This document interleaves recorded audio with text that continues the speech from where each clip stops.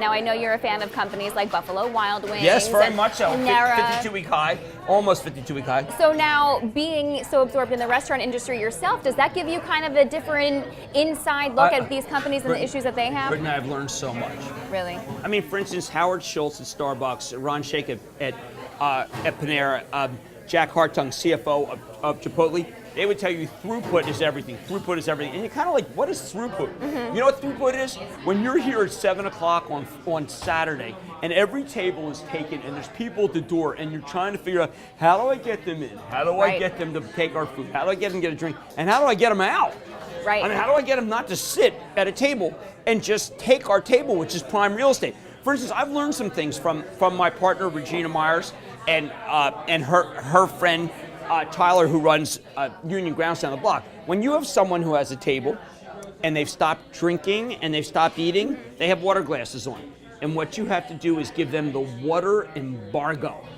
Meaning you gotta like stop pouring them water and you gotta take their glasses away because you can't, you need the throughput, you need to use the table. And I don't like, I'm not happy with like our turns, so to speak. But I don't wanna get too granular. In truth, it's just a blast. And that's an issue though with these restaurant space. But I've been better at stocks because of it. And like for instance, when I'll talk to Chipotle and I'll say, man, the guacamole must be killing you. It's killing me. I cannot believe how we can't raise price guacamole. Now they're the biggest guacamole buyer in the country. Right. I mean, I'm a little guy, but I recognize the cost of guacamole is going up, beef's going up. Our menu, if you take a look at our menu, you'll see our prices. I mean, we're talking about, you know, look, this is $9, $10, $12. Right. These are not high price. Not at all. Items. Now, it's small plate, tapas, Mexican, but at the same time, I mean, we're going to take a beating as some of these commodity costs going up, so I'm very sensitive to that. Okay. I'm sensitive to minimum wage. I'm sensitive, I mean, here people work for tips, but I'm sensitive to the notion of what it's like to run a business where there's a government, where there's a health inspector, where there are rules, where there are so many different things that get you from when you have an idea to open a restaurant. Right. Well, so with competition in mind, and I'm going to throw it back to something that you once said about Buffalo Wild Wings CEO Sally Smith. You said she really has a unique way of running the restaurant, that she has this certain way of knowing the power of getting people to buy wings and buy beer. Yeah. So how do you translate that then to getting people to buy margaritas and tacos? I'm somewhat jealous of Sally. Now, our friend Tyler runs a sports bar, and you got 9 screens right down the block. So I understand you bring them in, they're watching, they got to do something with their hands, and they're eating their wings and stuff. You know, for us, the proposition is there are no TVs here. We have to do atmosphere.